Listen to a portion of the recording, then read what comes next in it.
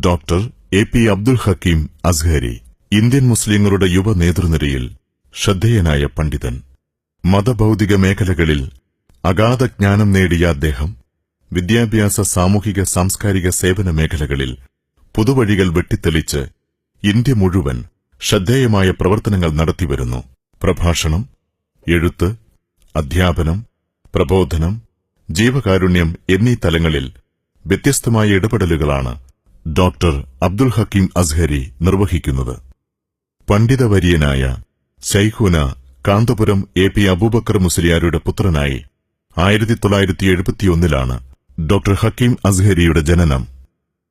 Markaz Saqafathi Sunniya, Al Azhar university Egypt, Calicut university എന്നിവിടങ്ങളിൽ നിന്ന് ബിരുദാനന്തര പഠനങ്ങൾ പൂർത്തിയാക്കി. തുടർന്ന് ഡോക്ടർ ബി.ആർ. അംബേദ്കർ യൂണിവേഴ്സിറ്റിയിൽ നിന്ന് പി.എച്ച്.ഡി. കരസ്ഥമാക്കി. നിരന്തര പ്രഭാഷണങ്ങളിലൂടെയും പ്രവർത്തനങ്ങളിലൂടെയും ധിഷണാപരമായി ഇടപെടുന്ന ഒരു സമൂഹത്തെ ഇന്ത്യക്കകത്തും പുറത്തും വാർത്തെടുക്കാൻ ഇതിനകം അദ്ദേഹത്തിന് സാധിച്ചു. ഡോക്ടർ അബ്ദുൽ ഹക്കീം സ്ഥാപിച്ച Poonoor Markaz garden college of Islamic സയൻസിലെ വിദ്യാർത്ഥികൾ പ്രബോധനത്തിലും അക്കാദമിക മികവിലും ഉന്നതിയിൽ നിൽക്കുന്നവരാണ്.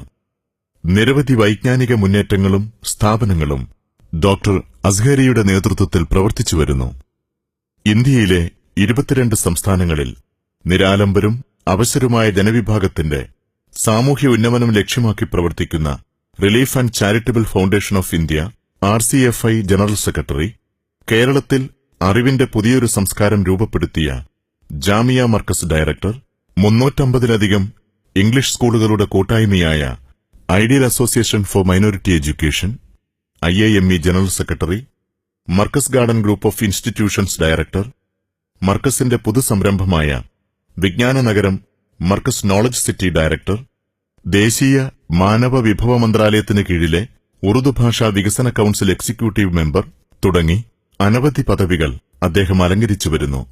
ആഗോളതലത്തിൽ സുപ്രധാനമായ നിരവധി സെമിനാറുകൾക്കും അക്കാദമിക് സമ്മേളനങ്ങൾക്കും ഡോക്ടർ അബ്ദുൽ ഹക്കീം അസ്ഹരി ക്ഷണിതാവായിട്ടുണ്ട്.